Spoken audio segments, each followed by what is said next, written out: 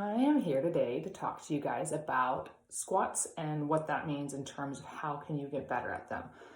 Mainly, we're going to address flexibility. So when you squat, you're using your ankles, your knees, your hips, your lower back. And so we need to make sure that there's correct flexibility in there and all of those joints and all those muscles.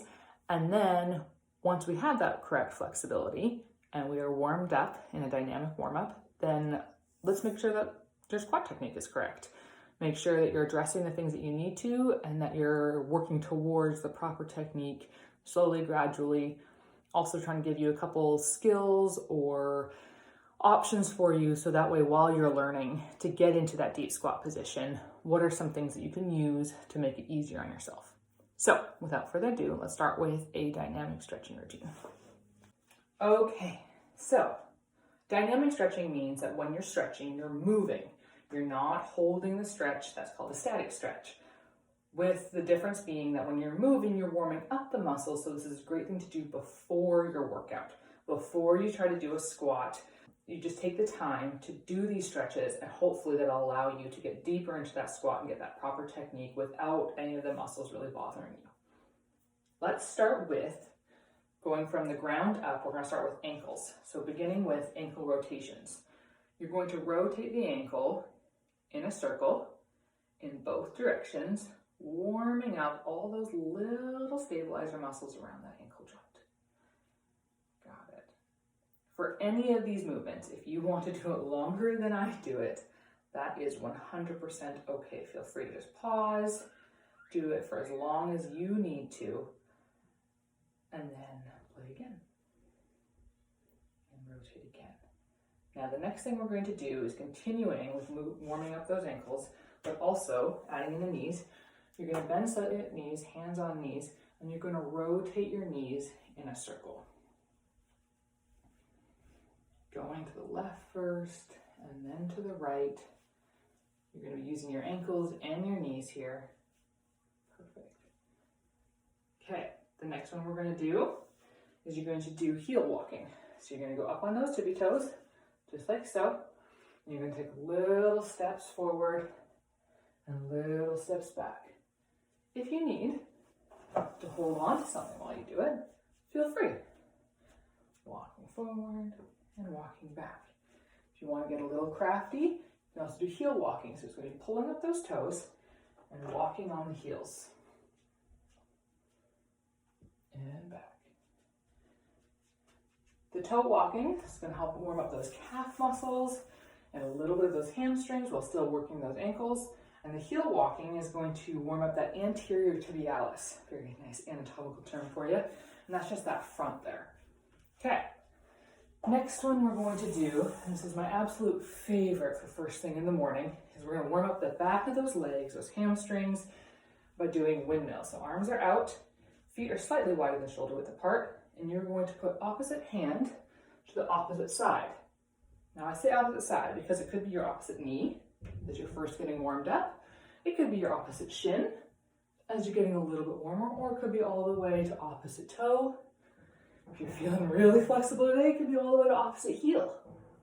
Okay, as you go, you just want to get that slight stretch in the back of the leg, holding that back straight. Notice how my back is straight the entire time, even as I'm bending forward. We're not doing a curved back like so. You want your shoulders back, keeping that back straight the entire time. And each one, you're just going to go as far as you can go, that you're feeling a stretch. And hopefully, you're going farther and farther into that stretch each time. All right, now we're going to get our quads warmed up. So that's that front of that leg. This one's a little bit harder in terms of getting into the position. Totally okay to use something to balance. You're going to grab that foot, pulling it for 3 seconds, feeling that stretch right here in the front, and release. Grab that foot, pull it, and release. Now, not everyone can do that easily. Work towards it. Sometimes you might need to bend down, grab that foot, and pull it back. However you can do it, that's fine. Okay, grab the foot, pull it back. Also, this might feel like an extra stretch on your knee. Totally fine to have it back here. I can do that with the other leg. From here, if that's too much bend in the knee, you can have this back and just try to force what you want to do. So there's less bend in your knee, but you're going to try to force your hips forward. If you think about pushing that hip forward, even without as much of a bend in your leg, you're still going to feel that stretch in that quad, hopefully. Okay, when you're all done that, we're going to do some hip circles. Now, lots of people have different areas. Sometimes it's your ankles that cause you to not be able to get into such a deep squat. Lots of people have trouble areas when it comes to a squat. Some people have ankle issues that don't allow you to get into that deep squat. For me personally, it's my hips. And so these hip openers, these hip circles that I'm doing right here, really allow me to get that hip warmed up. So you're taking that knee up, across, and back as far as you can. Up, across, back as far as you can. Now, do it the opposite way. Start with the knee back, go up and around. Whew. Again, totally okay if you need to balance on something while you're doing this. And let's switch. So we're gonna go forward. Just rotating at that hip. Getting those hip muscles and even that lower back warmed up. Now the other way. If you can't bring your knee up as high as I can, again, that is okay. Wherever you feel the stretch, that is perfect for you. Just keep working towards making sure you feel that stretch each and every movement. Okay, now the next one is a hip opener. I'm going to start with a standing one, which is the harder version, where we're going to, holding onto a side, take your foot across just above your knee, so you're not putting weight on that knee directly, and you're going to bend down into it, keeping that chest high, and you're going to take that elbow and push into that knee. Should be feeling that stretch all back through here. It's also going to warm up that lower back just ever so slightly and get those glutes firing. And on the other side, again, holding for balance, 100% okay. The other option for this one, if that is just not something that you want to try quite yet, that is okay. You can sit on the edge of your chair, pick your foot up, put it across your leg, put that elbow into that knee and bend forward into the stretch. Whew. It works just as well. If anything, it works even better because I can focus on that muscle. Hold it for 3 seconds and rotate to the other side. Awesome. Do one more on each side. Cool. Those hips like to be opened.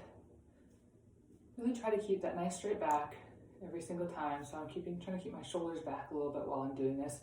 I'm not bending into it like so. Just rotate from the hip into that stretch. And I'm just giving a little bit of tension in this elbow right here and pushing into the knee. Awesome. Okay, now we're gonna move to the floor for the next one. This one's going to work your glutes, your lower back, and your hamstrings, just getting them warmed up a little bit.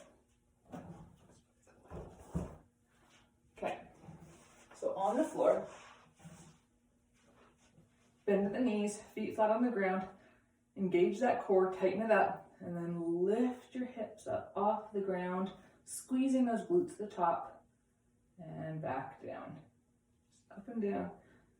Hopefully you're gonna feel that in the glutes and in your lower back. Getting that motion going. Especially for those of us who spend a lot of their day sitting at a desk, getting that lower back warmed up before you start your workout is really gonna, one, feel great, and two, hopefully going to allow you to get deeper into that squat position. All right, and up we get. Okay, for the next one, we're going to do a lunge rotation. So on the ground, put some padding under this knee if you feel the need to. See what I did there? Okay, knee above the ankle directly. We do not want our knee above our toes. We want a nice straight line here. The stretch is going to actually come from your hips. You're going to force that hip forward. See how I did that? That knee stayed the same. Okay, so I'm here, and I forced my hip forward. Knee stayed the same, Hip went forward and I just felt it engage that hip flexor there, and I can feel that stretch now. To take it one step further, we're going to put this hand on the ground and rotate around. Hold for 3 seconds and switch sides. Knee is straight. Engage the hips by pushing those hips forward, get that hip flexor engaged. Hand on the ground and rotate. That's going to engage that lower back and that glute, and so you're also stretching those at the same time, okay? Go back and forth on that as many times as you need. Next one is our sumo squat. So this is a little bit different than a regular squat, so it's just getting us into that squatting position. We're going to start with our feet wider than shoulder width apart, toes are pointing out, and you are going to drop down to that squat position and back up. If this is as far as you can go, that's fine. Or if you want to drop all the way down to that squat position, hold for 3 and back up. Give you another example because I want to make sure your back is staying so straight. So start here, back straight. I like to think about keeping my shoulders back. That tends to keep my back straight. That's just what works for me. Whatever works for you. Okay? Bending at the knees and dropping down. It is very easy to do this as you drop down, thinking you're getting lower because your head's getting lower. But that is not what we want. We want to pull that back up, and we want to drop down from the hips and back up. Okay, now that we're all warmed up, there'll be a QR code listed right here, and that will allow you a link to the workout that you can open up in Sworkit that lists all of those exercises if that's helpful for you, especially if you know that you're going to be doing squats that day.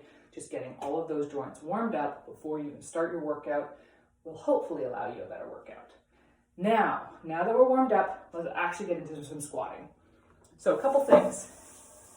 The goal is to get into a deep squat position. However, if you can't do that right away, that is 100% okay. All we need for you to do is to work towards it. We all know that your anatomy can be different. You might have a previous injury that's causing a limitation. It's whatever you can do that you're comfortable with that's allowing you to build muscle in the glutes and in the quads, the hamstrings, all those muscles that are used during your squat. We want you to be able to get into comfortably. One of the things that I love to use is something to balance with.